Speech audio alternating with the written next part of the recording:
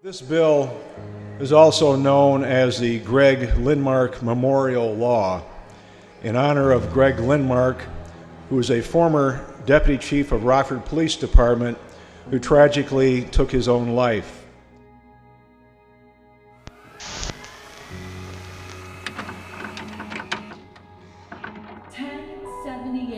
It's the Universal Police Code signifying an officer needs help.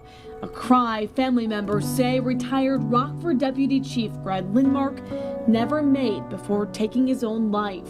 Were there ever any signs from him at all that something could be wrong?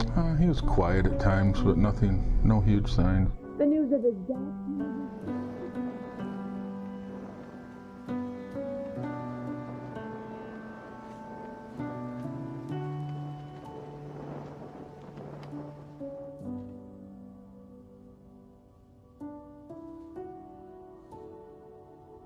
Good afternoon. I'm Dan O'Shea, the Chief of Police here at Rockford. The Lindmark Foundation was started from a tragic, unforeseen demise from Greg Lindmark. Nobody knew that he was dealing with a mental illness that would ultimately have him take his own life. His brother Brad and his family members started the foundation to really help out first responders. To have to go to calls and deal with death and arguments and crashes and violent crimes and homicides, and then to turn a switch off and say that it doesn't bother you in your own mind when you go home and see your own family members. That's just not possible. The Lindmark Foundation has been very instrumental in our officers here at the Rockford Police Department, as well as the regional area for officers. One thing that we talk to every single one of our new recruits is that when you're hired on this job, when you leave, you will be changed by the things that you've seen, the experiences that you're placed into. A lot of times that we see tragedies that most people don't see and experience, and we have to provide an opportunity for everyone to be able to seek out help, for them to know that it's okay to be impacted by what you've seen and what you've gone through. And that's why we want to make sure that we educate everybody in mental health.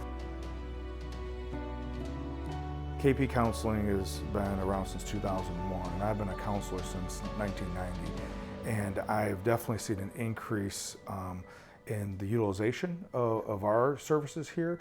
I think a combination of different reasons. I think some of the stigma is coming down. If we've been exposed to something, it's starting to affect us in other areas.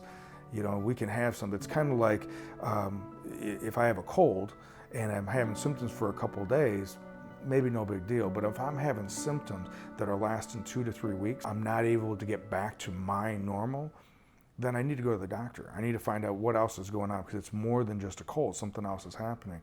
And it's the same way with emotional and our mental health as well.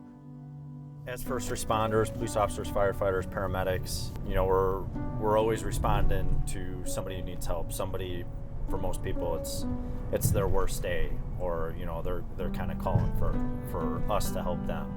And having something like Greg Lindmark as a resource for us, we're human beings too, just like anyone else.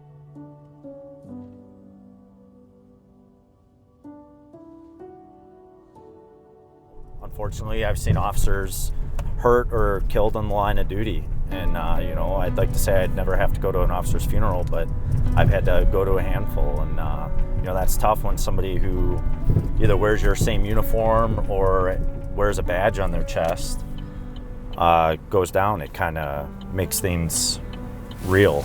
You know, the consequences that can happen of not going home to your family. And that can be stressful. But I think what's good is we have each other to rely on and talk to, and you know, whether it's a text, hey, you doing all right, or